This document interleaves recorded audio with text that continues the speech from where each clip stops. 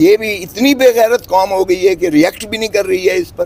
یہ اگر care taker prime minister کی اس لغو بات کی توجہ دے رہے ہو نا, تو میں اس کو چپڑاسی کے بغیر بھی نہیں سمجھتا جو آپ کا پرائم منسٹر ہے. لکھ لو, نواز شریف کبھی پرائم منسٹر نہیں بن سکتا, یہ لکھ لو. مولوی مشتاق سے مل کر اس کا تو کچھ نہیں کیا, ہینری کسنگر کا ہم نے بھٹو کو لحد میں اتار دیا, پھانسی دے دی. یہ بھی اتنی بے غیرت قوم ہو گئی ہے کہ ریئیکٹ بھی نہیں کر رہی ہے اس پر. غلام ہو نا آپ, اب برطانیہ کی بجائے آپ امریکہ کے غلام ہو, تو سو آپ کو غلامی اسی طرح ہی ہوگا. ایک پرائم منسٹر کو پھانسی دی ہے, دوسرے کو اندر کیا ہوا ہے ہم نے. اس میں کون سا دفاع مجھے بتائیں سیکریسی ایکٹ کے کون سے دفعے کی شک جو ہے وہ, کون سا پاکستان کی تنصیب خطرے میں پڑ گئی ہے, کون سے پاکستان کے دشمن کے ہاتھ میں یہ سائفر اگر آ بھی جائے تو اس میں کیا جو ہے آپ کا ڈیفنس جو ہے کمزور ہوتی ہے یا ہٹ ہوتی ہے یا افیکٹ ہوتی ہے یا اس کو متاثر کیا جاتا ہے. اچھا. اور یہ 1923 کا قانون یہ تاج برطانیہ نے بنایا تھا آپ کو غلام رکھنے کے لیے. 1923 ہی کا آفیشیل سیکریسی ایکٹ آج بھی لگایا گیا ہے. غلام ہو نا آپ, اب برطانیہ کی بجائے آپ امریکہ کے غلام ہو, تو سو آپ کو غلامی اسی طرح ہی ہوگا. ایک پرائم منسٹر کو پھانسی دی ہے, دوسرے کو اندر کیا ہوا ہے ہم نے. یہ عوام جب تک اٹھے گی نہیں, اور خان صرف عوام کے لیے, وہ کہتا ہے میں مر جاؤں گا, مجھے ساری جیلوں میں پھراتے رہیں لیکن میں عوام کو آزادی دلا کے رہوں گا.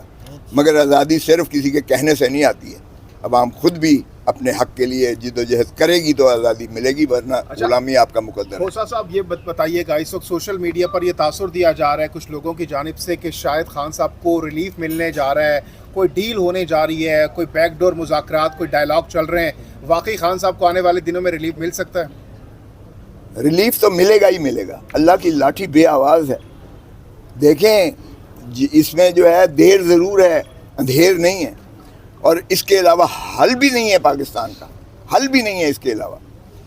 یہ جتنا ریپریشن کریں گے, جتنا ظلم کریں گے, اتنی ہی یہ پھنستے چلے جائیں گے, دھنستے چلے جائیں گے. کیونکہ خان کا گراف جو ہے پہلے سے بہت زیادہ بڑھتا چلا جا رہا ہے, اور لوگوں کے غیظ و غضب سے ڈریں, ان کا غم و غصہ بڑھ رہا ہے, ہر روز بڑھ رہا ہے. سو میں سمجھتا ہوں کہ ہوش کے ناخن لیں, اور یہ سیاستدان بجائے اس کے کہ کسی اور کی ڈکٹیشنز لیں, یہ آپس میں بیٹھ کر, اور خان کے بغیر نہ الیکشن ہوگا اس ملک میں, نہ ہو سکتا ہے, اور بلے کے بغیر اب آپ مجھے اگر کیئر ٹیکر پرائم منسٹر کی اس لغو بات کی توجہ دے رہے ہو نا, تو میں اس کو چپڑاسی کے بغیر بھی نہیں سمجھتا جو آپ کا پرائم منسٹر ہے. تو پرائم منسٹر جو کیئر ٹیکر ہے اس کی تو بات ہی نہ کرو میرے سامنے.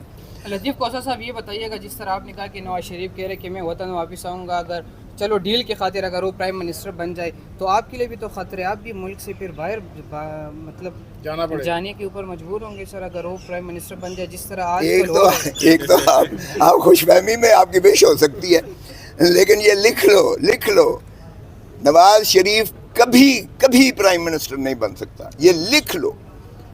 عوام کے دلوں میں جو نفرت ہے نا, آئے خود لڑے, اس کی ضمانت ضبط ہوگی. لاہور سے ایک سیٹ مسلم لیگ نون نہیں نکال سکے گی. میں آپ کو بتا رہا ہوں, کا دعویٰ کر رہے ہیں 10 لاکھ لوگ کہہ رہے ہیں استقبال کریں گے. ہاں فرشتے آ جائیں گے 10 لاکھ, بالکل جو ہے یہ. لطیف کوثر صاحب, آپ پھر اگر میاں نواز شریف کو مستقبل میں وزیر اعظم نہیں دیکھ رہے, تو پھر آپ کیا سمجھتے ہیں کہ ان کے بعد ملک کا وزیر اعظم کون ہے؟ جمہور کو حق دو, یہ عوام کو حق دو, یہ کلیکٹیو وزڈم, سانجھی سوچ کو یہ حق دو. یہی آئین کا تقاضا ہے. لیٹ دا پیپل ڈیسائیڈ دس. میں کون ہوتا ہوں کہ کسی کو جو ہے نام لوں وزیر اعظم؟ یہ پاکستان کے 25 کروڑ عوام کا استحقاق ہے, انہیں دو. یہی ریاست ہے, یہی آئین کہتا ہے, وہ جس کو بنائے. او بھائی کیا ہوگا اگر عمران خان 2/3 میجورٹی لے کر پرائم منسٹر بن جائے گا؟ کیا ہو جائے گا؟ بے نظیر بھٹو کو انہوں نے ہاتھ پاؤں باندھ کر, فاروق لغاری نے, سجاد علی شاہ چیف جسٹس نے, اور اس وقت کے آرمی چیف نے ہاتھ پیر باندھ کر الیکشن میں جھونکا تھا. 0 ایک سیٹ نہیں ملی تھی پنجاب سے, 14 کی 14 نیشنل اسمبلی کی صرف سندھ سے تھیں, اور 3 اور تھیں.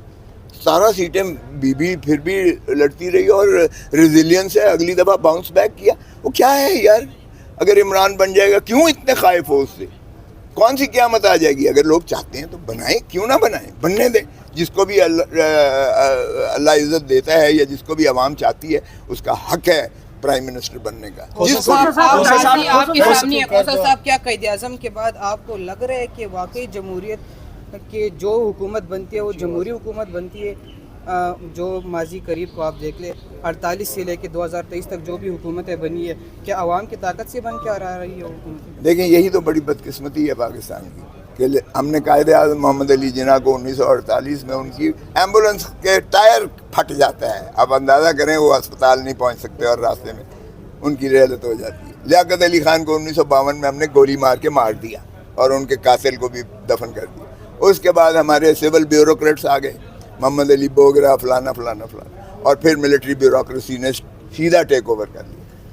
اور اس کے بعد ہم نے ایبڈو لگا کے وہ جو ہمارے فاؤنڈر فادر سے ان کا نام و نشان کو بھی ہم نے بند کر دیا, اور 22 خاندانوں میں ہم نے پاکستان کو سپورٹ کر دیا. یہ ہم نے آزادی دی.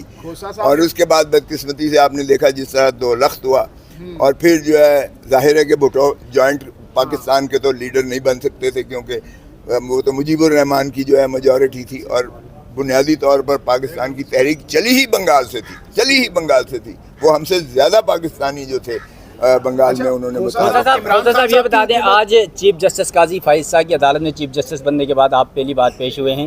2 بڑے مقدمات چل رہے ہیں سپریم کورٹ میں, ایک پریکٹس اینڈ پروسیجر اور دوسرا فیض آباد دھرنا کیس. کیا سمجھتے ہیں فیض آباد میں کس کو جو ہے وہ دامن میں رگڑا جا سکتا ہے؟ دیکھیں مجھے نہیں پتا, لیکن قاضی فائز